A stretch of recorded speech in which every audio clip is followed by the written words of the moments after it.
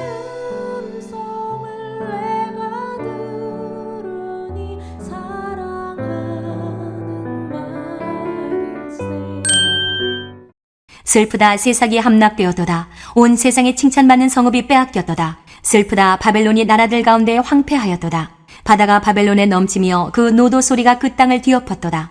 그 성읍들은 황폐하여 마른 땅과 사막과 사람이 살지 않는 땅이 되었으니 그리로 지나가는 사람이 없도다.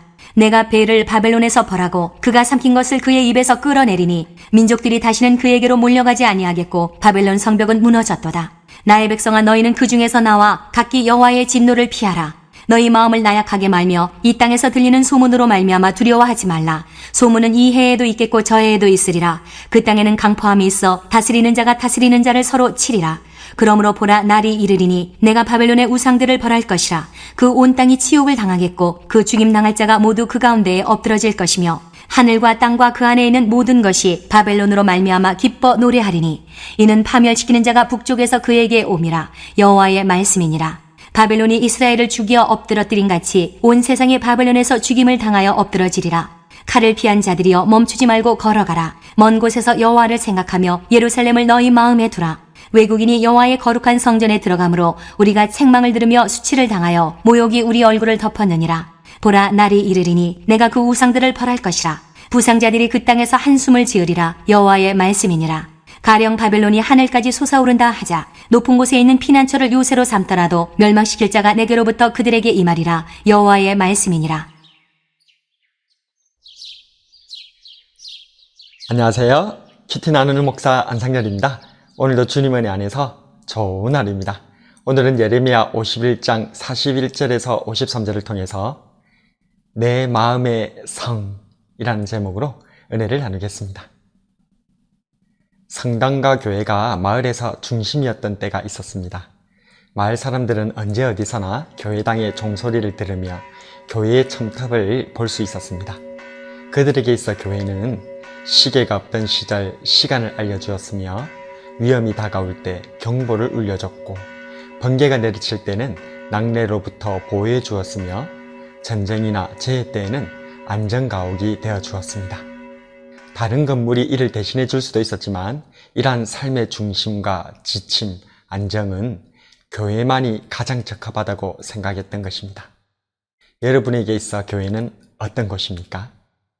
여러분의 삶의 중심에, 여러분의 평안의 중심에 교회라는 성이 우뚝 서 있는가요?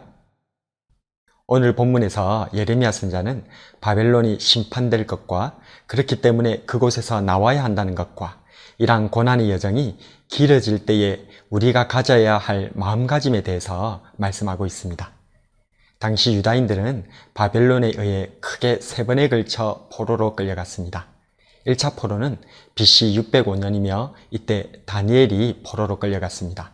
2차 포로는 BC 597년이고 이때 에스겔이 포로로 끌려갔죠. 마지막 3차 포로는 BC 586년인데 예루살렘이 함락되고 유다가 멸망되면서 포로로 끌려가게 되었습니다. 1차 포로 이후 70여 년 만에 다시 유다로 돌아올 때까지 유다와 이스라엘은 오랜 고난의 시간을 보내어야 했습니다. 나라가 망하고 자신들은 포로가 되어 이역만리 타국에서 기약 없이 살아야 했던 유다 백성들은 마치 악질 노예상에게 도망나와 사막을 헤매는 갈 곳 잃은 방랑자나 다를 바 없었습니다. 믿었던 모든 것이 무너지고 의지할 것 하나 없었던 유다 백성에게 하나님께서는 말씀하십니다. 50절에 칼을 피한 자들이여 멈추지 말고 걸어가라. 먼 곳에서 여호와를 생각하며 예루살렘을 너희 마음에 두라. 유다인들은 기억해야 했습니다. 비록 나라가 망하고 포로가 된 신세이지만 나는 칼을 피한 자이다는 것을 말이죠. 내가 아직 살아있다는 것은 내게 희망이 남아있다는 것입니다. 그리고 멈추지 말고 걸어가라고 말씀하십니다.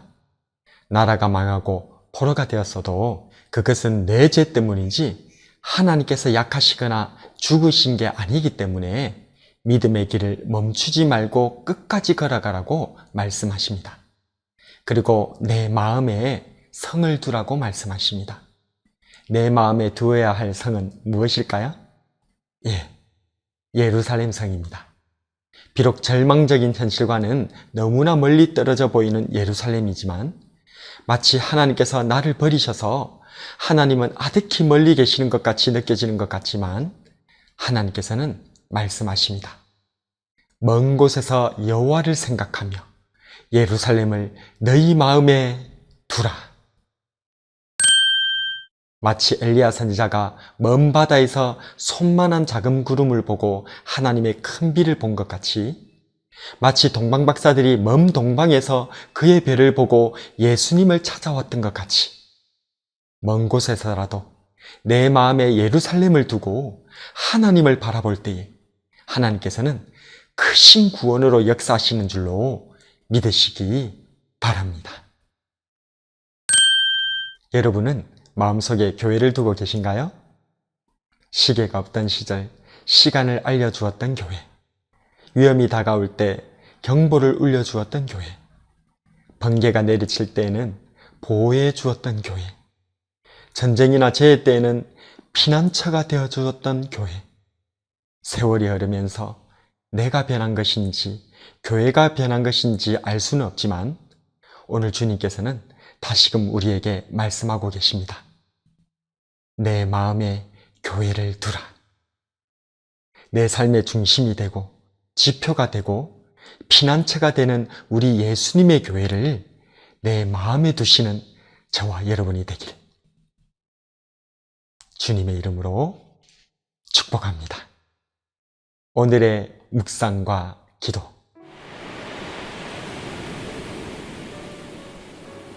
첫 번째로, 나는 너무 멀리 떠나와 버린 것은 아닌가.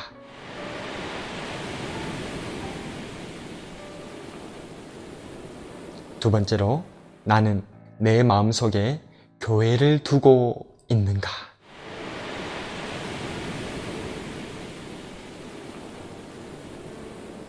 오늘은 우리의 신앙의 시간을 돌아보았으면 좋겠습니다.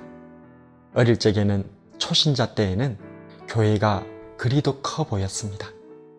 주님 달리신 십자가 첨탑이 그리도 높아 보였습니다. 그런데 세월이 흐르고 여전히 어린 영혼과는 달리 우리의 몸뚱아리는 어른이 되었습니다. 더 이상 교회는 커 보이지 않고 더 이상 십자가는 높지 않습니다. 내 마음의 교회는 사라지고 지금은 예배당 건물에 앉아 있습니다. 오늘은 27살 꽃다운 나이로 주님 곁으로 떠난 윤동주님의 십자가시로 기도드리겠습니다. 쫓아오던 햇빛인데 지금 교회당 꼭대기 십자가에 걸리었습니다. 첨탑이 저리도 높은데 어떻게 올라갈 수 있을까요?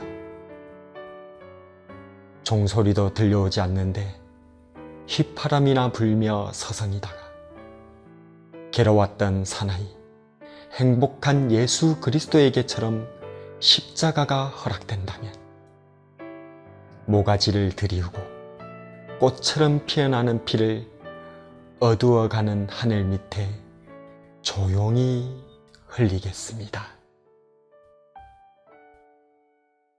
예수님 이름으로 기도드립니다.